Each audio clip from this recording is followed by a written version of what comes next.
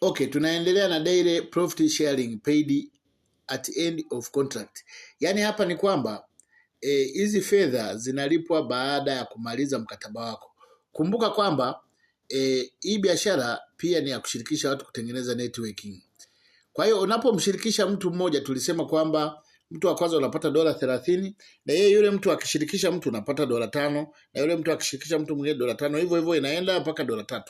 Lakini wakati huo tunaangalia sasa, yule mtu wa kwanza uliyemshirikisha ukapata $30 ukaichukua ile hela. Mwishoni kabisa wa mkataba, wewe huyu bwana akimaliza mkataba kama amechukua wa miaka 3, utapata 8%. Kama amechukua wa miaka 3, 8% ya milioni, kwa sababu yeye atapata milioni 100, 8% ni milioni 8. Lakini huyu wa kwanza kama alichukua mkataba wa miaka 5, yeye atapata bilioni 1.2. 8% ya bilioni 1.2 ni milioni 80. Kwa hiyo wewe utapata milioni 80 kutoka kwa huyu mtu wa kwanza. Lakini huyu mtu wa kwanza kama alichukua miaka 7, yeye atapata bilioni 3.5 na 8% yake ni milioni 250. Kwa hiyo hizo fedha zote utapata. Kwa mfano kama amechukua mikataba 3, kwa hiyo hiyo hela yote itakuhusu, utachukua. Lakini kama amechukua 10, utachukua. Kama amechukua 100, utachukua hizo 8%. Sasa kizazi cha pili. Kizazi cha pili ambacho kimewekwa na huyu wa 8% ambaye ni $30. Kizazi cha pili utapata 5%. Miaka 3, 5% ya milioni 100 ni milioni 5. Kama atachukua miaka 5, utapata yule atachukua bilioni 1.2, 5% yake ni $50. Kwa hiyo utakula $50.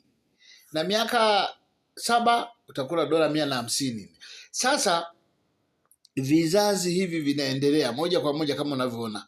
Formula ni hiyo za 5%, 5%, 4%, 4%, hivyo inakwenda kabisa mpaka kizazi cha 20. Kwa hiyo kizazi cha 20 utakuwa umekula $63,000. Umeona? Sasa ndugu yangu, kama utakula $63,000 kutoka kwa vipato vyote hivyo, imagine kwa mfano mtu wa kwanza akafikisha watu 100, mtu wa pili akafikisha watu 100, mtu wa tatu akafikisha, yani kizazi cha kwanza watu 100, kizazi cha pili watu 100. Hii hela sijui kama utakuja kuimaliza ndugu yangu. Kwa hiyo mimi nitaka nikwambie kwamba mradi huu una faida nyingi na zinapatikana. Kwa hiyo tunaukaribisha. Chukua mkataba, jisajili. Hata kuweka fedha, unaweza kuanza kuweka fedha kidogo kidogo. $25 zinaruhusiwa sawa sawa na $68,000. Kwa hiyo unaweza ukaweka 68 mara mpaka ukamaliza ukapata $100 na ukaanza mkataba. Mkataba mradi ni wa kweli, hakuna longolongo. Karibuni.